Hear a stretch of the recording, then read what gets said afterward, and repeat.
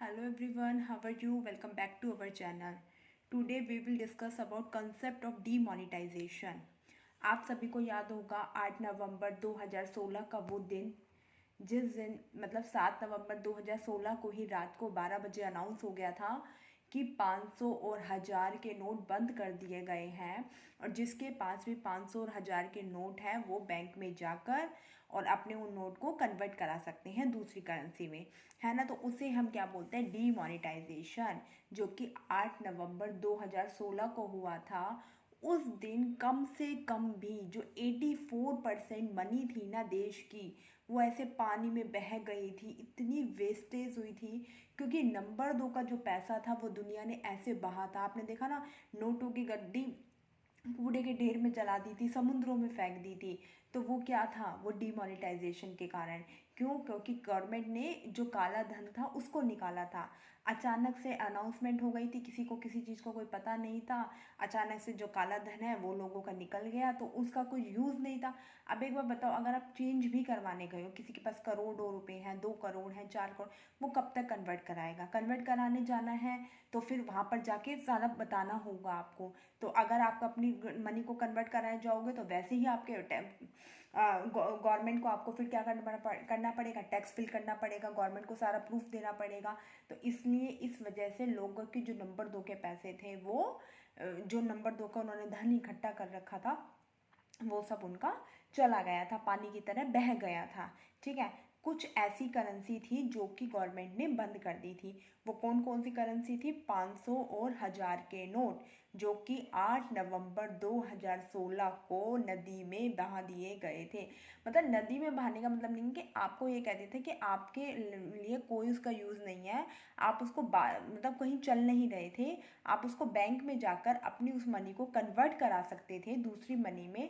But वो 500 और 1000 के नोट उस दिन क्या कर दिए थे, लीगल टेंडेंसी में से विड्रॉ कर दिए गए थे। लीगल टेंडेंसी मतलब जिनको लीगली अधिकार मिला हुआ है, जैसे कि 10 रुपए के नोट हैं, 20 रुपए के, ये लीगल टेंडर में है, ये कानूनी रूप से चलते हैं। बट उस दिन जो 500 और 1000 के नोट थे वो हमारे लीगली रूप से बंद कर दिए गए थे। ठीक है। मतलब उनका अब कोई उपयोग नहीं रहा था, वो एक जस्ट पेपर पेपर रह गया था, है ना। तो देखो क्या होता है demonetization. It is a situation, ये वो स्थिति है where the central bank of the country withdraws, जब सेंट्रल बैंक है कंट्री की, सेंट्रल बैंक कौन सी है? आरबीआई।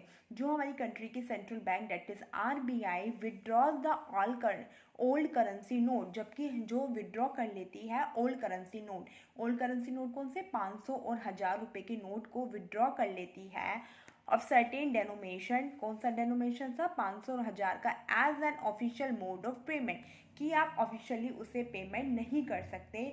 वो 500 और 1000 के नोट को ऑफिशियली बंद कर दिया जाता है। तो इसका मतलब, कहने का मतलब है, in short, when the new currency note replaces the old currency note, that is known as demonetization. जब ओल्ड करेंसी नोट की जगह पर नई करेंसी के नोट आ जाते हैं, वो 500 1000 के नोट बंद होने के बाद ही तो 200 रुपये का नोट चला था, 20 रुपये का। तो ये जब हमारा पुरानी करेंसी की जगह पे जो नई करेंसी आ जाती है वो सब किसके? डिमोनेटाइजेशन में हुआ था। ठीक है।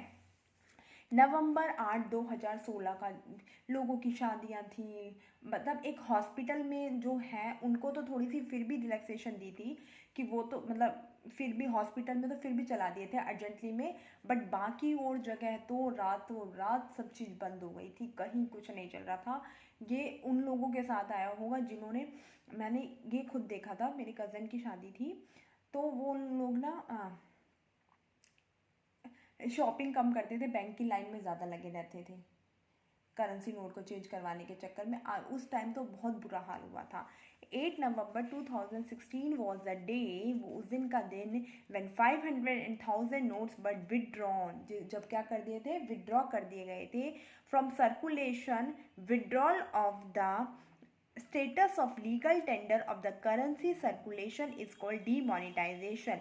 जब उसे लीगल टेंडेंसी में से क्या कर दिया गया था? विड्रॉ कर दिया गया था, निकाल दिया गया था उसे। उनको जो उनका वैधानिक अधिकार था, जो जो लीगली उनको चलाया जाता था, जो कानूनी रूप से हमारे पैसे थे 500 और 1000 के नोट, उनको लीगली तौर पर विड्रॉ कर दिया था। कब? 8 नवंबर 2016 को 500 और 1000 रुपए के नोट को।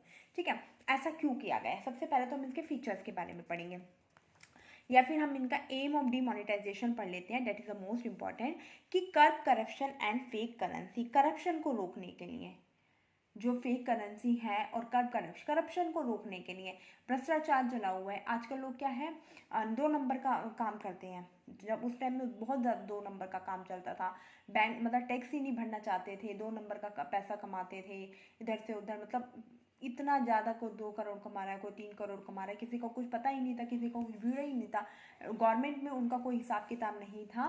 वो 2 नंबर का, उस ब्लैक मनी को ख़त्म करने के लिए ये डीमोनेटाइजेशन किया गया था। अब मान लो आपके पास है 500,000 की, आपके पास खान लगी हुई है। जब आपके पास खान लगी हुई है और एकदम से आप अचानक से डीमोनेटाइजेशन कर दिया, तो आप कब तक वो चेंज करवाने जाओगे? क्या वो 500,000 की, मान लो आपके पास 1 करोड़ रुपए हैं, तो क्या 10-10 रुपए के 1 करोड़ रुपए देने जाओगे? 100-100 रुपए, तो पता नहीं कितनी गड्डियां बन जाएंगी, साथ में वो टैक्स देना, है ना। तो इसलिए करप्शन को रोकने के लिए डिमोनेटाइजेशन किया गया था। Check and use of high demonetization notes for illegal activities, क्या करने के लिए?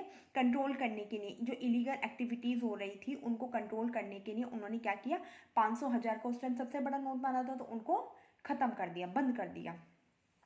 ब्लैक मनी को एक्यूमुलेट करने के लिए, ये तो मैंने आपको बता दिया है। कैशलेस और कैश लाइक इकोनॉमी बनाने के लिए, कैशलेस वर्ल्ड बनाने के लिए, क्योंकि देखो पहले ब्लैक मनी किससे होती है? जब नगद पैसा दिया जाता है, बैंक में उसका कोई ब्यूरो नहीं होता।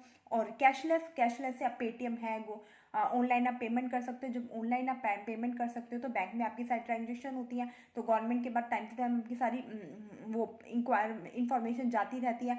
तो कैशलेस वर्ल्ड बनाने के लिए, इकोनॉमी को कैशलेस बनाने के लिए और साथ ही साथ टैक्स करप्शन को रोकने के लिए डिमोनेटाइजेशन किया गया था। Demonetization led to channelize saving to formal financial system. पहले देखो क्या किया जाता, सेविंग। पहले लोग क्या करते थे, आपने देखा होगा कि वो ब्लैक मनी का यूज़ करते थे। कोई प्रॉपर्टी खरीदने में करता था, कोई गोल्ड को बनवाने में करता था, कोई किसी तरीके से करता था। उसको क्या करने के लिए, कन्वर्ट करने के लिए फाइनेंशियल सिस्टम में डिमोनेटाइजेशन किया गया था, इन सबको रोकने के लिए। पहले जो 2 नंबर का पैसा था उसका यूज़ करते थे लोग, प्रॉपर्टी पे प्रॉपर्टी खरीदे जा रहे हैं, किसी का कुछ ब्यूरो ही नहीं था।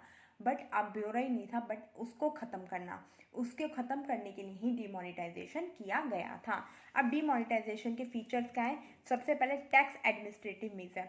टैक्स एडमिनिस्ट्रेटिव मेजर का मतलब क्या है कि देखो, इससे आपका टैक्स क्या होगा, कंट्रोल होगा, एडमिनिस्ट्रेटिव। अब आप हैं, आपके पास पैसे हैं, 500,000 के नोट हैं, आप उसको गए चेंज करवाने के लिए, ठीक है। आप जब चेंज करवाने के लिए जाओगे तो आपका पूरा बैंक के पास आपकी डिटेल आ जाएगी, है ना। तो आप बैंक उस पर क्या लेगी, टैक्स लेगी, तो बैंक को इससे क्या होगा, फ़ायदा होगा, गवर्नमेंट को क्या होगा, फ़ायदा मिलेगा।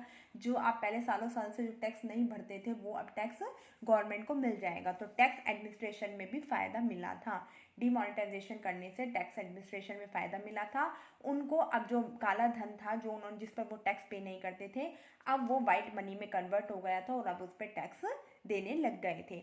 उसके साथ tax evasion control measure. Evasion का मतलब होता है छिपाना। पहले लोग क्या करते थे, टैक्स को हाइड करके रखते थे, ठीक है, टैक्स को हाइड करके रखते थे, टैक्स को देते ही नहीं थे। बट जब से डिमोनेटाइजेशन हुआ है तब से वो क्या करने लगे, उनको वाइट मनी, क्योंकि अब है ना ब्लैक मनी तो खत्म हो गई और वाइट मनी पे क्या होता है, टैक्स होता है। तो टैक्स को मतलब कंट्रोल तो अब भी करते हैं, हाइड तो अब भी करने की कोशिश करते हैं, पर पहले वो दूसरे तरीके से हाइड करते थे, अब वो दूसरे तरीके से टैक्स को कम करने की कोशिश करते हैं। तो इससे डिमोनेटाइजेशन से जो टैक्स इवेजन कंट्रोल को भी मेजर करने में हेल्प मिली है। तो ये था आपका डिमोनेटाइजेशन का कंसेप्ट। आई थिंक आपको वीडियो अच्छी लगी होगी। वीडियो अच्छी लगे तो लाइक शेयर और सब्सक्राइब करना ना भूलें। Thank you, have a nice day.